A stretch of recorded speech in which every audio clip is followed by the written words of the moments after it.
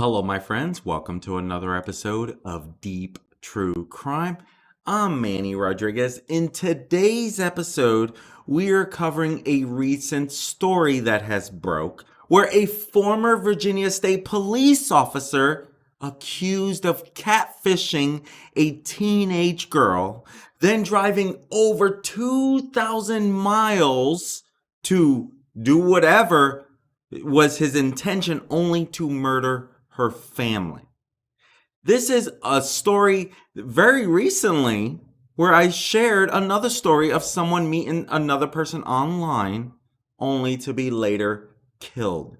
Another reason why we have to be extremely careful about these online apps that we are trusting to meet other people. Let's go ahead and dive into this story, why don't we?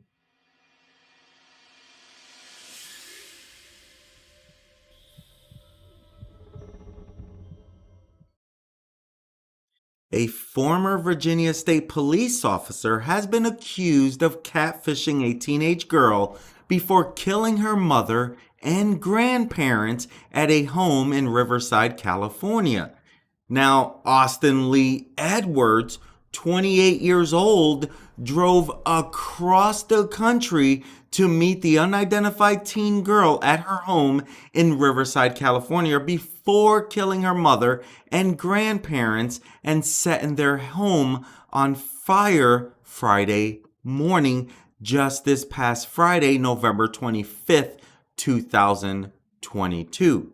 He then fled the scene with the teen girl he had met online before deputies from the San Bernardino County Sheriff's Department tracked him down and fatally shot him after he opened fire first. Authorities say Edwards met the girl online and obtained her personal information by deceiving her with a false identity known as catfishing before he decided to meet her in person over 2,000 miles away from where he lived in North Chesterfield, Virginia. He had been working with the Washington County Sheriff's Office at the time, which has since slammed him as an evil and wicked person, which we will get into a little bit further.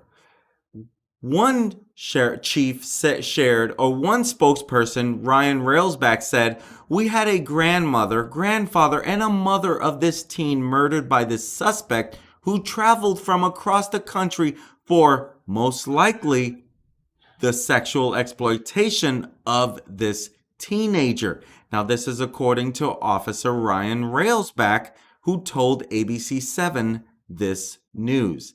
And the unnamed girl, of course, she's a teenager, so we may never know her until she comes out with her story. But the unnamed girl is now safe and was taken into protective custody by the Riverside County Department of Public Social Services. Meanwhile, authorities are continuing to investigate the deaths of her grandparents, Mark Winnick, 69 years old, taken from this world way too soon. Rest in peace, Mark Winnick. And his wife, Sherry Winnick, 65 years old, taken from this world way too soon. Rest in peace, Sherry. And also the girl's mother, Brooke Winnick, 38 years old. Rest in peace, Brooke. Rest in peace, Sherry. Rest in peace, Mark, taken from this world way too soon. It is unclear at this time whether the three were killed before the fire broke out or whether they were already killed before the fire broke out. Police in Riverside said they were first called to the 11200 block of Price Court just before 11 a.m. on Friday to check on the welfare of a young girl who appeared to be distressed while getting into a red Kia Soul with an unknown man who would later be identified as Edwards. While officers were responding, the Public Safety Communications Center began receiving calls of a structure fire just a few houses away from where the welfare check was where the call was originated from, meaning that someone saw her, the distressed girl who looked like she was not okay. And so this was very close, meaning that someone saw that and called 911 right away. It is unknown whether whether they all saw this at the same time, if the fire was going on while she was being taken away, kidnapped. But the Riverside Fire Department, they arrived first and they reported a working fire in progress on the first floor of the residence. And the Riverside Fire Department discovered 3 adults lying in the front entryway and took them outside, where rescue personnel determined they were victims of an apparent homicide. That was according to the police. The cause of the fire was under investigation, but appeared to have been intentionally ignited, done on purpose. And authorities soon discovered that the girl described in the initial welfare check had lived in the house with her mother and grandparents. At that point, law enforcement officials in the town about 50 miles southeast of downtown Los Angeles, they distributed a description of Edwards' vehicle to other agencies. Again, a red Kia Soul.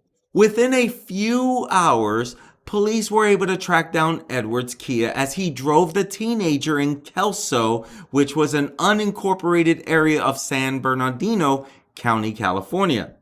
When police finally caught up with him, they say Edwards fired shots at them before being fatally shot himself by at least one of the deputies that were alerted to this. Now, an ensuing investigation found that Edwards, he drove all the way from his home in North Chesterfield, Virginia to Riverside, where he parked his vehicle in a neighbor's driveway and walked to the girl's home.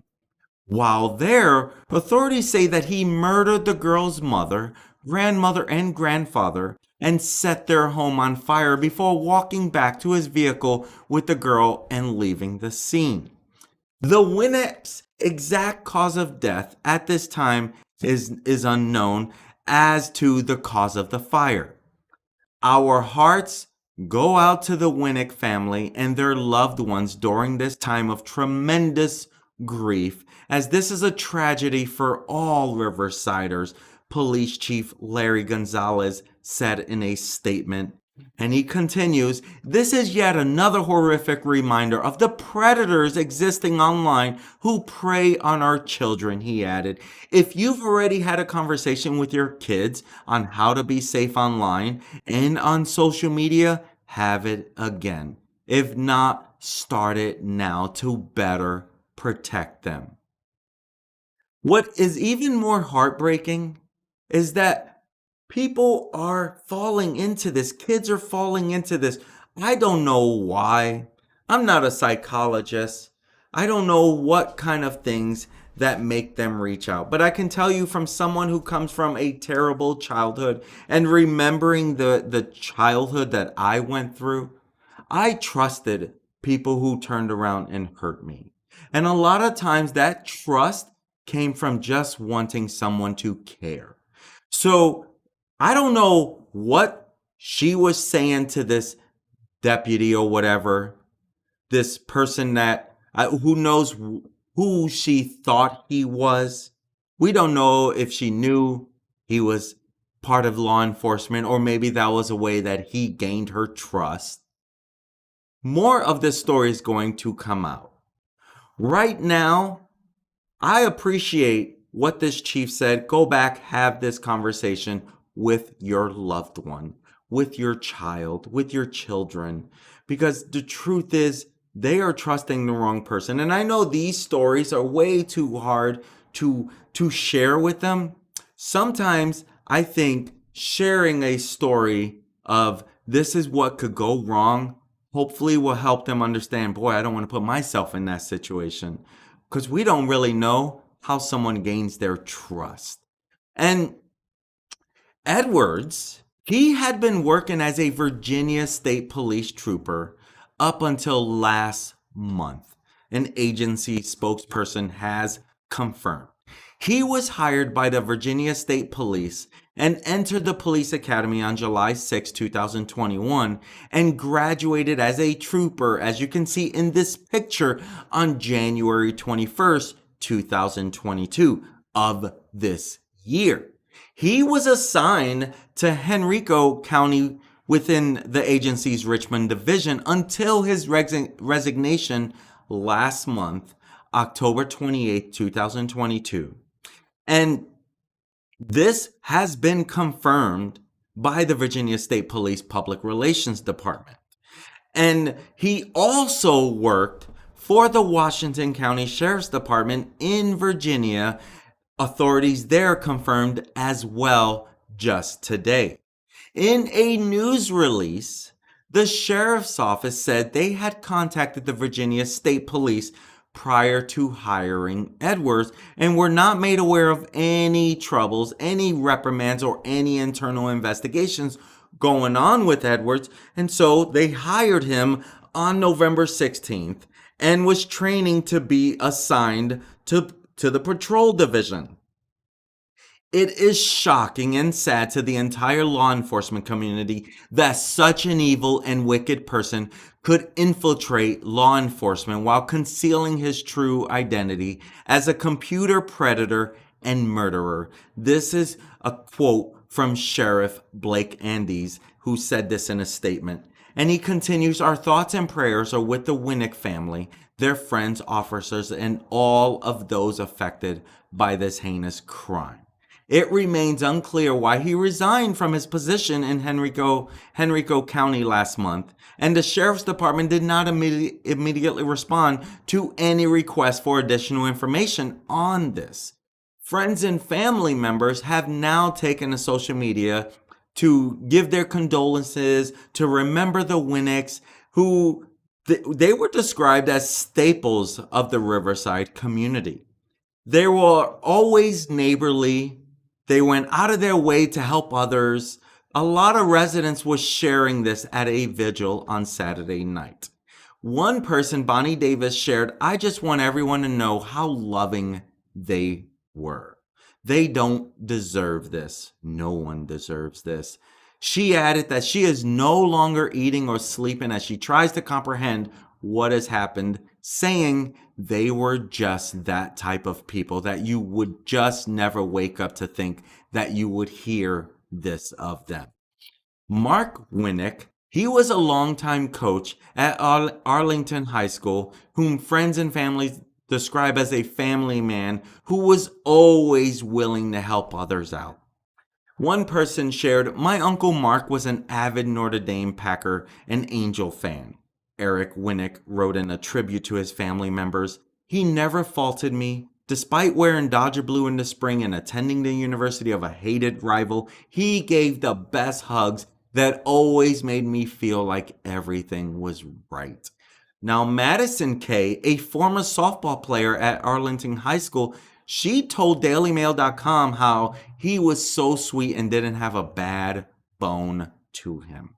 She said he would randomly blurt out "dilly dilly" during practices, a saying that caught on among his students. He also regularly talked about his granddaughters, whom Kay said were his absolute world. She said, "I graduated 3 years ago and he would never miss a beat to text me every holiday and check in with me. This is a tragedy that someone could do this." And Sherry, meanwhile, has been described a caring mother, with Eric saying she was the most tirelessly selfless person. Very few rival her devotion to her family and level of altruism. She especially loved spending time with her family, and this was according to a GoFundMe set up to raise money for funeral expenses. It has already raised over $27,000 for the family. And Brooke, she has been described as a loving single mother to her 2 teenage girls. She was on the color guard at La Sierra High School. Linda Clayton Baker recounted on Facebook, Baker said she would ride the bus with Sherry as chaperones to the Winter Guard shows. We had so much fun together critiquing the props, flags, and guards that were competing, she would recall. She noted that Brooke was also friends with her son and would bring her daughters to her granddaughter's birthday parties. I've never known anyone who was murdered before, let alone most of a family, Baker wrote on Facebook, adding that she feels sad for Mark and Sherry's older daughters, Shelley and Brooke's 2 daughters. It's a surreal feeling, she wrote. I feel like I'm in the Twilight Zone. These things happen to people you never know. You never expect to know people this happens to. It is just tragic and senseless, and my heart goes out to everybody involved. And rest in peace to the family members, the grandparents, and to the mother of this teenage girl. Don't know what the whole motive was behind this, but this Austin Lee Edwards, I don't know why he would do such a thing, but my friends, please use this as another reminder about these online apps that truly have a lot of bad people on them. I just did a story on Saturday about this happening to someone else who traveled over 3,000 miles from Mexico to Peru in the search of love with someone she met on an online gaming app, only to be killed for her organs. You never know what someone's motive is. Please, please, please, please be careful out there. This is exactly why I do this channel, to be another voice for these victims who are taken from this world way too soon. These 2 young girls, they're going to be raised without their mother, without their grandparents, and they still have so much life to live. My friends, please have this conversation with your loved ones. And if this is the type of content you like to follow, hit that subscribe button. Hit that like. That way, if you did get some value, that's telling YouTube there's some value. Show it to more people who are into stories like this. My friends, this is another tragic case, and I want to ask you again, please be careful out there. We never know what can happen. I'm Manny Rodriguez, and thank you for joining me on another episode of Deep True Crime. Until next time, my friends, peace. Have a great day.